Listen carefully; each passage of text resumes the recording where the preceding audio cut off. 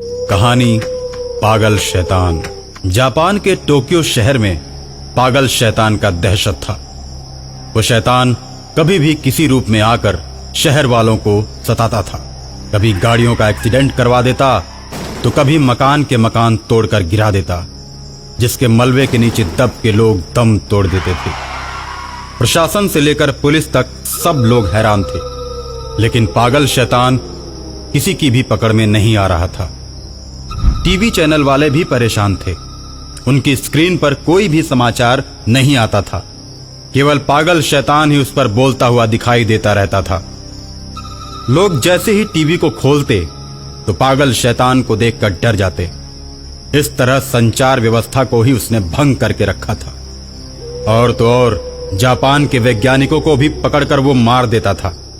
ऐसे में लोग सरकार से मदद की मांग करने लगे तो देश के प्रधानमंत्री ने आनन फानन में आपातकालीन मीटिंग बुलाई।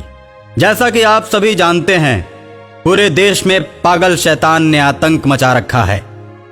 अगर हम सभी जल्दी से जल्दी कंट्रोल नहीं करते हैं तो फिर ये देश का नामो निशान मिटा देगा। ऐसा लगता है कि ये किसी दुश्मन देश की साजिश है। यस सर, हमें भी ऐसा ही महसूस होता है। चाहे जो हो, लेकिन अब वो बच नहीं पाएगा। हमारे सभी जवान उसको पकड़ने के लिए अलर्ट हो चुके हैं। और तभी मीटिंग के बीच ही पागल शैतान वहां पहुंच जाता है। मुझको पकड़ने के लिए तुम लोग इतने परेशान क्यों हो? देखो, मैं खुद ही तुम लोगों के बीच चला आया। हिम्मत है तो मुझे पकड़ कर दिखाओ। पागल शैतान को देखकर सभी डर जाते हैं। पीछे से सैनिक पागल शैतान के सिर पर इलेक्ट्रिक वायर लगा देता है। सिर पर इलेक्ट्रिक वायर लगते ही सैनिक पागल शैतान को इलेक्ट्रिक का झटका देना शुरू कर देता है। इलेक्ट्रिक का झटका लगने से पागल शैतान वहीं पर बेहोश हो जाता है। बेहोश होने के बाद लोग पागल शैतान को जंजीरों में जकड़कर एक बड़े से पिंजरे के अंदर बंद कर देते हैं। जैसे ही पागल शैतान पिंजरे के अंदर से चीखता है तो इलेक्ट्रिशियन उसे इलेक्ट्रिक वायर का शॉक लगा देता है। शॉक लगते ही पागल शैतान फिर से बेहोश हो जाता है। पागल शैतान को बहुत दिनों तक खाना नहीं दिया जाता और पिंजरे में पागल शैतान भूख की वजह से तड़पने लगता है और जोर जोर से चिल्लाता है, बहुत जोर की भूख लगी है मुझे खाना दो, मुझे खाना दो। अब पागल शैतान, तुझे खाना पानी नहीं दिया जाएगा तो इसी तरह चिल्ला चिल्ला कर भूख की वजह से मर जाएगा। तूने बहुत लोगों को तड़पाया है। तुझे तो इससे भी ज्यादा कड़ी सजा होनी चाहिए। ये तो बहुत ही कम है। तुम लोगों ने मुझे मजबूर कर दिया है। जिस दिन मैं इस कैद से आजाद हुआ, इस शहर को भूखे मरने के लिए मजबूर कर दूंगा। मुझे रोटी ना देकर तुम लोग बहुत गलत कर रहे हो। शहर में चारों तरफ ये बात फैल जाती है कि पागल शैतान पिंजरे में कैद हो गया है। सब लोग खुश हो जाते हैं और अपने अपने कामों में लग जाते हैं। अचानक एक दिन पागल शैतान की शैतानी ताकत जागृत हो जाती है और वो आकर उस पिंजरे को तोड़ देती है। पिंजरे को तोड़कर शैतान बाहर निकलता है। आदमी का रूप धारण करके बड़े होटल में बैठकर उसका सारा खाना खा जाता है। और जब वेटर बिल मांगने के लिए आता है तो वो उसको टक्कर मार देता है। मर गया। मुझसे पैसे मांगने चला था। मैं तो जानता ही नहीं कि पैसा क्या होता है। उसके बाद पागल शैतान आगे बढ़ता है और जैसे ही होटल के गेट पर पहुंचता है तो गार्ड उसकी पर्ची देखकर उससे कहता है, अरे तूने तो खाने के बिल का पेमेंट ही नहीं किया, फिर कैसे बाहर जा रहा है? जाओ अभी कभी रिसेप्शन पर बिल पेमेंट करो, उसके बाद बाहर जाना। अभी रिसेप्शन पर बिल पेमेंट करके आता हूं, तो आकर तुझे भी टिप दूंगा। ऐसा कहकर पागल शैतान रिसेप्शन की तरफ बढ़ता है और जोर से हंसता है। शैतान के हंसते ही सारी इमारत ढहने लगती है।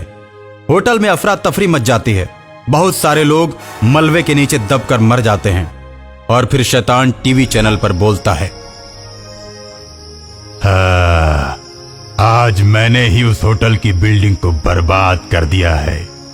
बर्बादी का नजारा तो आप लोगों को भी टीवी स्क्रीन पर दिखाई दे रहा होगा। टीवी स्क्रीन पर गिरती हुई बिल्डिंग को देखकर लोग दहशत में आ जाते हैं। पागल शैतान वहां से चला जाता है।